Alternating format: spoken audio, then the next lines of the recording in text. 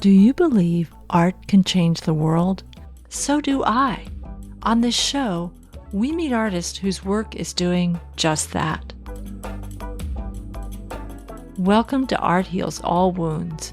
I'm your host, Pam Uzel.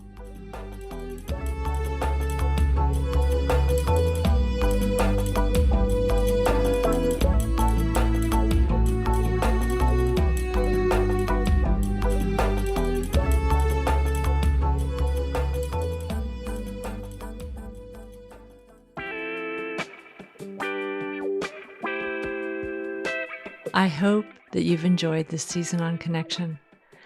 As I get older, I'm realizing that connection is something that needs my attention and energy. I celebrated my birthday not too long ago, and it was a simple get-together with close friends. As I saw the last guests out, I felt replenished and nourished. It's such a simple thing, but life's greatest pleasures are often the simplest ones. I've been saving this voicemail for the finale of this season. It really sums up what can happen when you connect with another artist.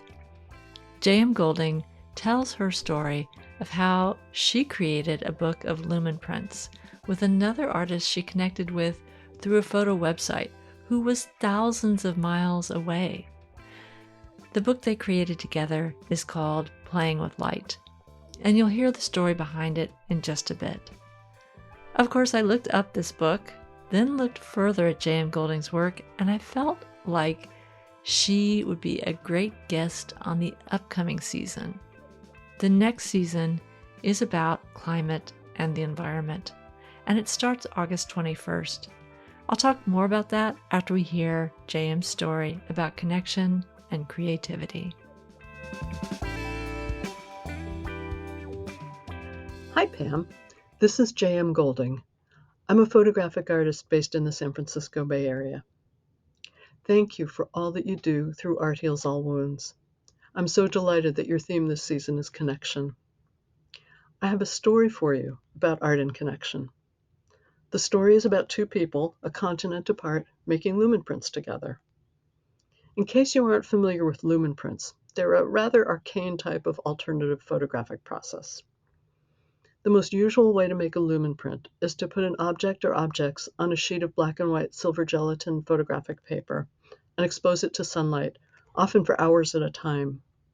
Photographic paper normally needs to be chemically developed, but in this process it doesn't. The image is visible right away after these long exposures. Artists often image plant materials, which revisits the 19th century origins of lumen printing. Also, the moisture in plants can create interesting effects.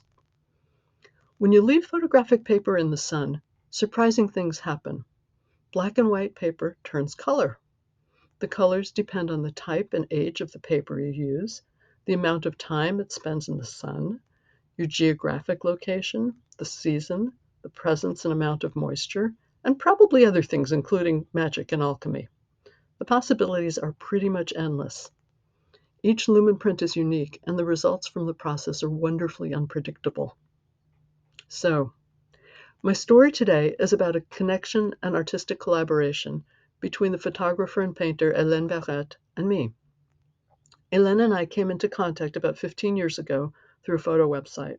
We discovered each other's work and got to know each other through our mutual love of blurry black and white film photographs, especially if made through a plastic lens or a pinhole. Hélène is in Quebec, nearly 3,000 miles from me. In an email conversation in early June of 2022, she happened to remark that she hadn't made any lumen prints yet that year. I'd made lumen prints on and off for the prior 10 years, and my interest in doing more of that kind of work was already heightened at that time for another reason that had to do with a loss. Not long before, another friend, the amazing fine art photographer Diane Kay, had died, and she'd bequeathed some of her stash of photographic paper to me. Diane had made some spectacular lumen prints. Since Hélène and I both wanted to make more lumen prints, we decided to challenge each other to do that. Every couple of weeks or so, we'd send each other the images we'd made, discussing our experiences, learning from each other, and inspiring each other. We expanded the lumen printing process by including glass objects in the images in addition to plants, which I was first inspired to do by Diane's work, by the way.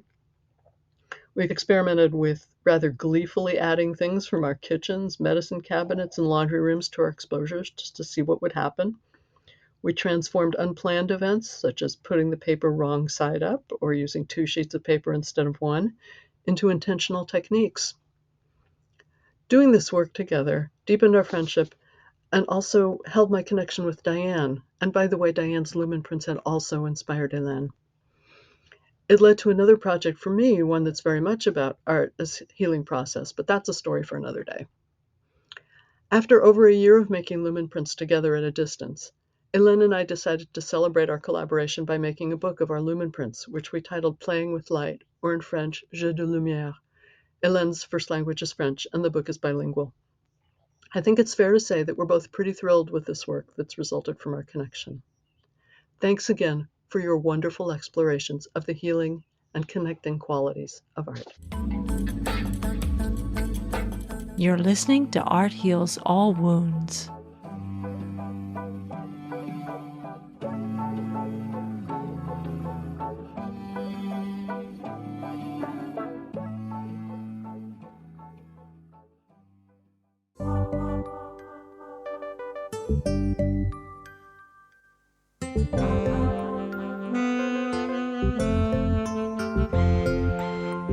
Thank you, JM, for sharing your story of connection.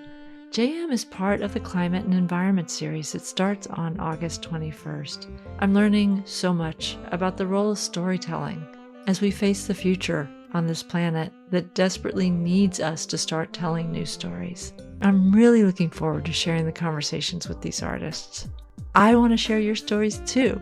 If you have a story to share about the role art and creativity play in your life, leave me a voicemail.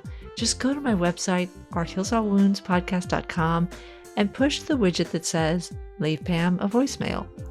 Also, if you want to help me keep this show going and feel able to leave a small donation, you can do that at my website as well by clicking on Buy Me a Coffee. This show is completely independent, so anything you leave helps me to cover expenses. Thanks for listening, and see you on August 21st. The music you've heard in this podcast is by Ketsa and Lobo Loco. This podcast was edited by Eva Hristova.